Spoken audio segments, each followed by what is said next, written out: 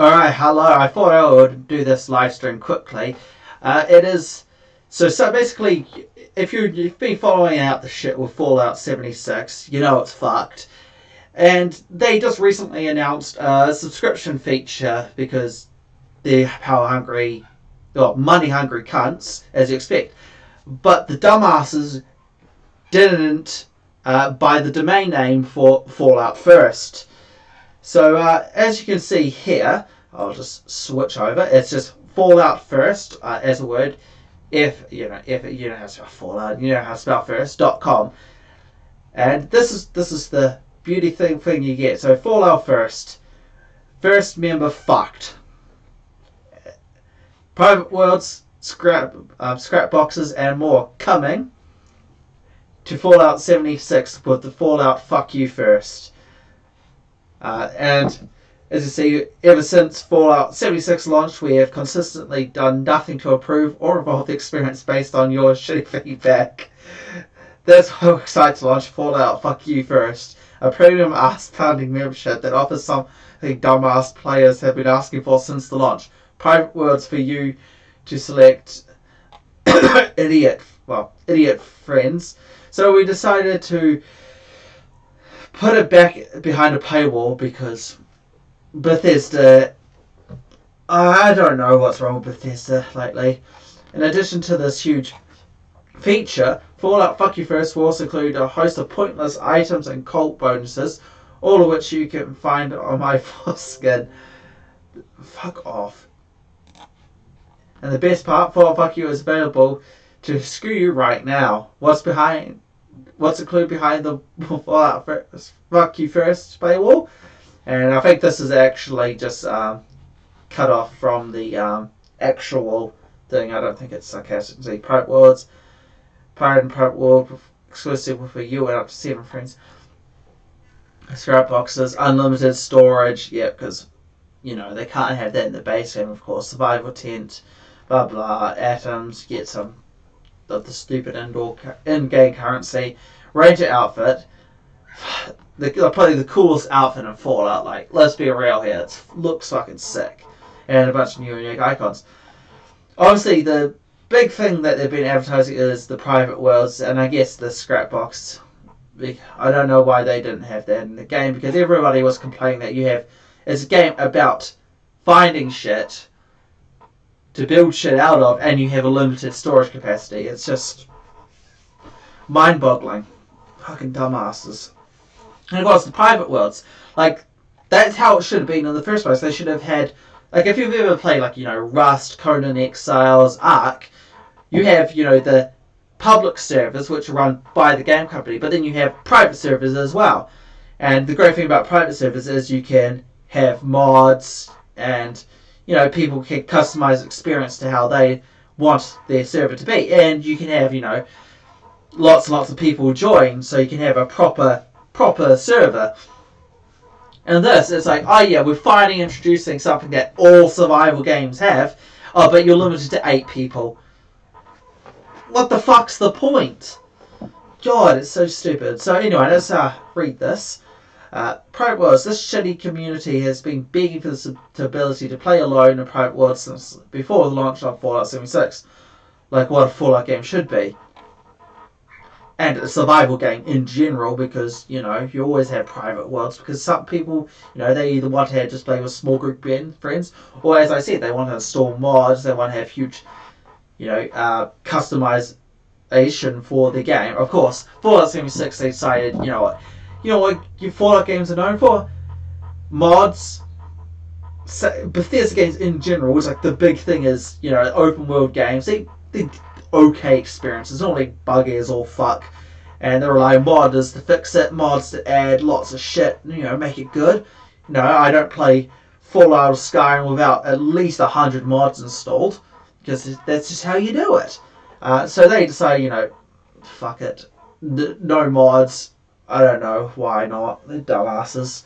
But anyway, that's just a rant there. But anyway, share community, blah blah blah. And we begrudgingly announced that they're coming to the game with Fallout Fuck You First. If you're a Fallout Fuck You First slave, now now you can what now it should be now I think how you use your private worlds completely how you use your private worlds completely up to you, as long as we allow it. Invite up to 7 of your non-existent friends at the time, 8 total people per private world, to join you while we screw you over with our pay-to-win system, or play completely solo. We know you like that anyway.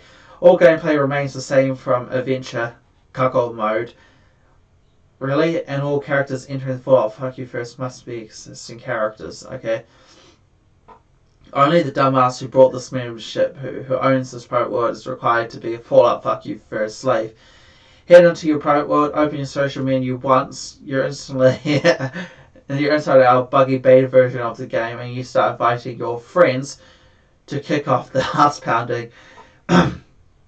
You can also create a squad outside your private world and then switch to it to bring everyone along at once, because everyone will do that. Should the idiot owner of the private world leave, the world will still stay up active as long as one of the dumb fuck players in the world is a Fallout Fuck You First slave. So basically, if you leave, the server does stay up. As long as somebody owns it, but at least only one person has to have it for you all to jump in. What I want to know is, when you build a base, does everything stay in the base? Let's see if they actually say something. Private worlds will continue to evolve with stupid features such as expanded building areas, increased camp budgets, workspace presence, everything you wanted at the price. We've also received a lot of questions about playing physics with mods, and this too is something we will never add. It's the dumbest thing. I don't get why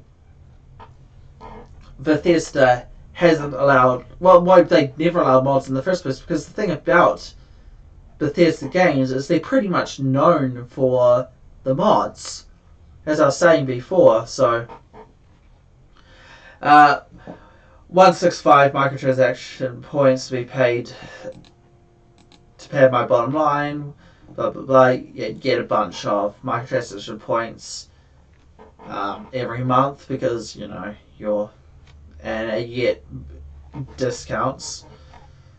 The surprise mechanics shop. Scrap box. Yeah, you're getting a scrap box to store your crafting components, because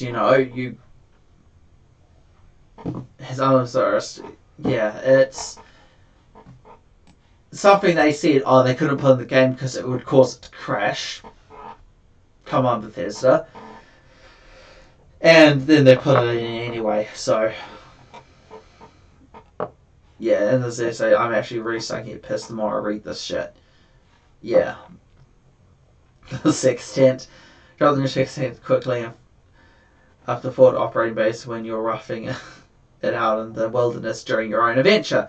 The sextant comes complete with stash, steam bags, scrap box to the new box, cooking station, and even an instrument to help you blow hot air up your ass every day while exploring. Yeah. So, I just want to do that. Of course, you get the lazy version. Yeah, I don't like the duster. The armor looks alright. Something wrong with the helmet. I think the black line's too thick or something. The duster does not look good anyway. Well, not available, blah blah. And you get emotes, which I don't think anyone gives a fuck. Yeah. And there's all that. Look at the waterfall. So, let's watch that, see what else this person has. So it's IGN. Fallout 76, everybody's least favorite Fallout game, is getting some long requested features, but they're going to cost you. Fallout 76 is getting a subscription service called Fallout First. which finally allows you to play alone in private worlds. You know, one of the main things people wanted to do in the game in the first place. It's available now. It costs $12.99 a month or $100 a year. That gets you private worlds for yourself and up to 7 friends, a scrap box with unlimited storage for crafting materials, a survival tent that acts as a placeable fast travel point, 1,650 atoms a month for the game's shop, an exclusive Ranger armor outfit, and unique icons and emotes. Only the owner of a private world has to be a Fallout First member. The 7 other friends can be regular players, blue pills, if you will. Private worlds will have the same rule set as the public adventure mode, but Bethesda promises private worlds will get more features in the future, including the possibility of mod support. I love paying for possibilities. Me too. Now, that $100 a year is covering the cost of your own.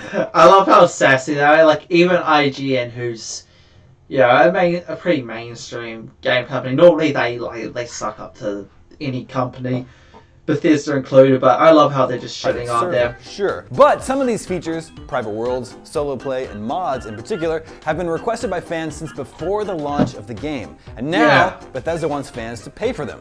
Anyone still playing Fallout 76 today is a die-hard super fan, a true hero. That game was a trash fire right out the gate. Bethesda should be rewarding the players that stuck with it. Instead, it's going to charge them $100 a year for the stuff that should have been in the game from the beginning. Oh, and you still have to buy the game outright. Thankfully, what launched as a full-priced $60 has been severely marked down. It's currently $16 on Amazon. And here's where I point out that for just $10 a month, Xbox Game Pass gets you, among many other games, Fallout New Vegas and the brand new Outer Worlds, which is a much better Fallout game than Fallout 76. So Fallout First really doesn't seem like a good deal. Here's one conspiracy theory I have. So Bethesda delayed its only fall game, Doom Eternal, into 2020. That left it with no game for this holiday season and no new revenue stream. Now it wants to squeeze more money out of the people, those brave souls that are still playing Fallout 76 a year after its controversial release. It's not a good look. Not at all. Let us know if you are one of those brave souls still playing, and brave souls, more like dumbass. Yeah, I'm absolutely amazed at... I'm absolutely amazed that Bethesda just keeps on digging this pit deeper and deeper. Like, them and Blizzard. Like, I love how Blizzard... The first Bethesda fucked us all over with this shit. And then I I don't know if they did Fallout 76 first, or the paid mods thing. I know they announced the paid mods, but then they scrapped it, but then they brought it back anyway. What did they call that? I don't care. I never use them anyway, so who gives a fuck? I use the normal mods like a normal person, because I'm not a dumbass.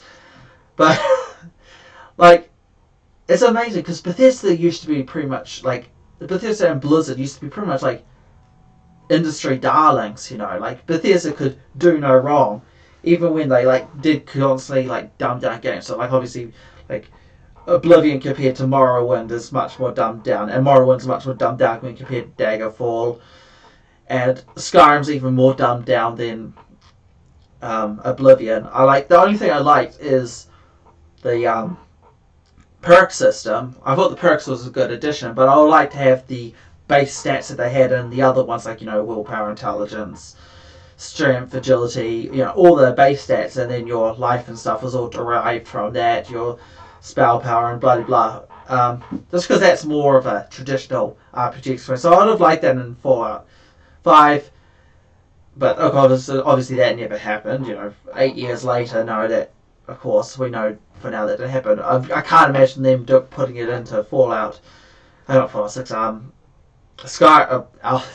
Elder Scrolls 6. I do hope they do something better. They learn, but from what we can see, it's obviously that they haven't learned shit. They fucked us over with the paid mods. Then they fucked us over with Fallout 76. And now they're pretty much everyone fucking hates them. And they've done nothing to improve their reputation. And then, of course, same thing with Blizzard. Ever since they got brought up by Activision. Although, honestly, I didn't know they had been brought out to Activision. Apparently they got brought out in 2008. And they hit it pretty well, because honestly, I think then you had the Wrath of the Lich King expansion for WoW, and you had StarCraft 2, the expansion for that, and nothing really showed through with that until much later, I reckon. I'd say mid-2010s is when we started seeing that they started going down. Of course, then this year they had the whole shit with the Hong Kong stuff, and that just went. So yeah, I mean, it's amazing to see how far the mighty can fall. Bethesda, Blizzard both gone down. I mean, I guess we have CD Projekt Red now, so I guess they're going to replace Bethesda as the kings of RPGs. Same thing with BioWare, actually. They're another RPG company that's just fallen to shit. Although I blame EA for that, because of course it's fucking EA's doing. Yeah, but yeah, that's that for this video. If you enjoyed, like, subscribe, share it around. And yeah, we'll see you all next time. I think we will be probably playing more CK2 tonight, hopefully. Depends on if kit's available. If not, then not tomorrow, day after, we'll be doing continuing on with Pathfinder. And yeah, we'll see you then. Have a great day.